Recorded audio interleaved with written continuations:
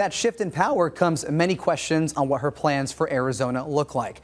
So joining us now live on Good Morning Arizona to talk more about her plans for our states is Governor Katie Hobbs. Governor, thank you so much for stopping by and congratulations on the win. Thanks so much. Good morning, Colton. Yeah, so I know that you hit the ground running. You've already put out your plans for the next 100 days. Tell me, what are your top priorities when you are going to be taking this office? Well, I spent the last year plus talking to Arizonans across the state about the issues they're most concerned about and what they want their next governor to tackle. So we are hitting the ground running, working to tackle those issues: affordability, our state's water crisis, investing in public education, to name a few. Yeah, you've got your work cut out for you. You've got both chambers of the legislature controlled by Republicans.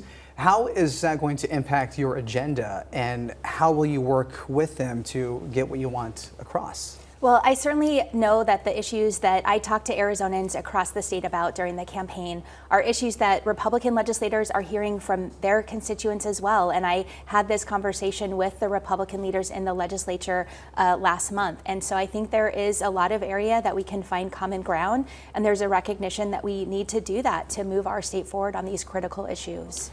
How do you do that, though? I mean, there's always back and forth, especially in politics, and Arizona has become this huge, staunch area of people like holding on to their beliefs and their power, their party. How do we work across and find that common ground? I mean, we have to, right? I think voters gave us an imperative to do that. And as governor, I have the ability to sign legislation or not. And so that's going to be a powerful negotiating tool. And I know from my conversations with legislative leaders that they understand that. I know that you had signed an executive order just a few days ago regarding employment and protections. What's next? I know that reproductive rights has been called into to play. Would you be calling a special session about that topic? Well, the court ruling last week really settled that issue for now. Certainly there's work to be done to improve access to reproductive health care across the state, and that's on the agenda. Special session, not right now. But we just launched our 100 Days initiative, where you'll be seeing a specific action every day that highlights our agenda.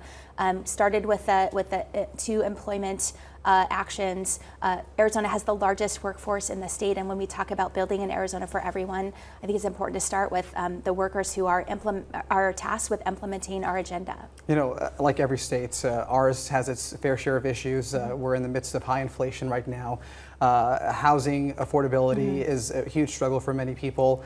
What do you tell the people who are at home watching right now who are afraid that they're going to be without a roof over their head because rents have gone up and food at the grocery store is super expensive right now? Yeah, no, I mean, folks that are concerned, I've heard those concerns for the last year and a half. They can look to the plans that we put out during the campaign on increasing affordability and tackling the housing crisis to see what we're going to focus on early on in the administration.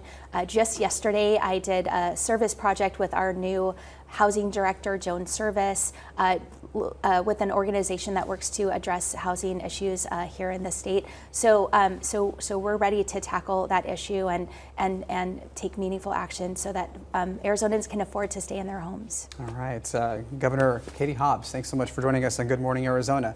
I'll send it to Gina for a look at the traffic. Gina.